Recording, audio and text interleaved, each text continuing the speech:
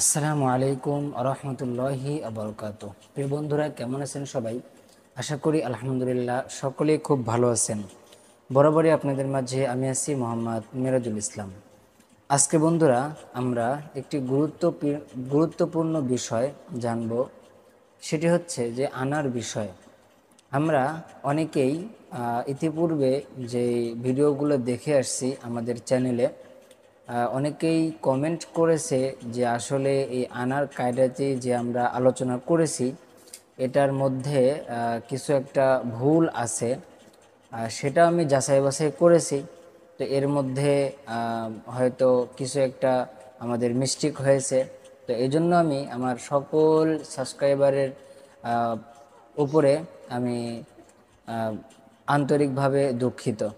তা আজকে আমরা এই জিনিসটাই দেখব যে আনা মূলত কোন কোন আনা টানতে বলা হয়েছে এবং কোন কোন আনা টানতে নিষেধ করা হয়েছে। এই বিস্তারিত আলোচনায় আজকের ভিডিওতে করব ইনশাআল্লাহ। তো বন্ধুরা, আপনি যদি আমার এই চ্যানেলে নতুন দর্শক হয়ে থাকেন তাহলে অবশ্যই চ্যানেলটি সাবস্ক্রাইব করে দিবেন, সাথে থাকা বেল বাটনটি প্রেস করে দিবেন। এখন নিয়মিত রেগুলার আমাদের এই চ্যানেলে কোরআন শিক্ষামূলক যে বিষয়গুলো আছে সেই ভিডিওগুলো আমরা আপলোড করতে থাকব।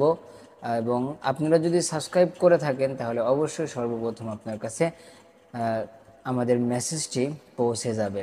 তো বন্ধুরা, কথা না বাড়িয়ে চলুন আমাদের ভিডিওটি আমরা শুরু করি। প্রিয় বন্ধুরা, তো আমরা যেই আনাটির কথা বলতেছিলাম, এখানে সবক নম্বর 43-এর মধ্যে আছে যে আনার হুকুম।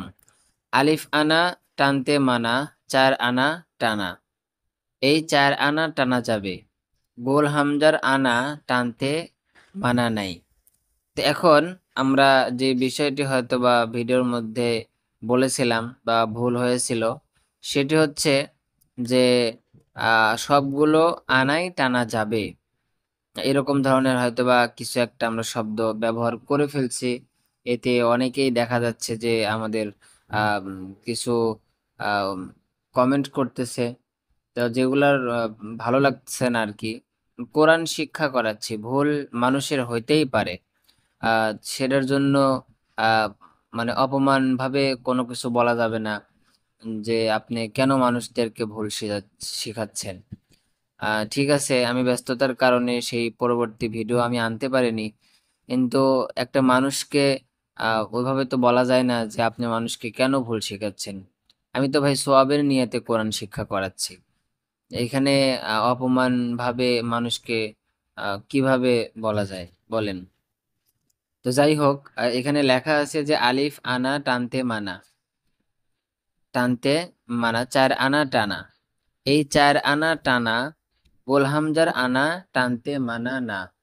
আপনারা একটু দেখেন যে আনা, আনা বা, আনা বু, আনা মিলা, আনা সিয়া, এই 4টি আনা টানা যাবে। আনার পরে যদি বা থাকে তাহলে সেই আনাটি টানা যাবে।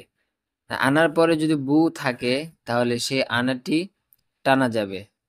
এরপরে আনা মিলা, এখানে আনার পরে যদি মিলা থাকে তাহলে সেই আনাটি টানা যাবে। আনার পরে যদি সিয়া থাকে তাহলে সেই আনাটিও টানা যাবে।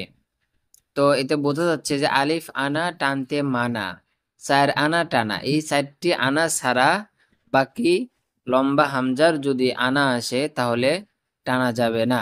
এই 4 আনা টানতে হবে, এই 4টি, শুধুমাত্র এই 4টি আনাই টানা যাবে। বাকি আলিফের আনা যখন আসবে তখন টানা যাবে না। আর গোল হামজার আনা যে আছে, যে হামজা জবর আ, নুনে জবর একালিফ না, এরকম হয়। কিন্তু সচরাচর আমরা এরকম ভাবেই পড়ি যে জবরের বাম পাশে খালি আলিফ আসলে একালিফটা নিয়ে পড়তে হয়। কিন্তু যখন আপনি আনার এরকম শুরুতে গোল হামজা পাবেন তখন কি যে টানতে মানা না, টানতে বলছে। আনার শুরুতে যদি আপনি লম্বা হামজার বদলে যদি গোল হামজা পান তাহলে আপনি যে কোনো জায়গায় টানতে পারবেন। আর এই 4টি আনা ছাড়া, লম্বা হামজার আলিফ আনার এই 4টি আনা ছাড়া আপনি বাকিগুলো টানতে পারবেন না। আশা করি ভিডিওটি বুঝতে পারছেন। যদি এর পরেও যদি কোনো ভুল থাকে তাহলে অবশ্যই ধরিয়ে দেওয়ার চেষ্টা করবেন। আসসালামু আলাইকুম রহমতুল্লাহ।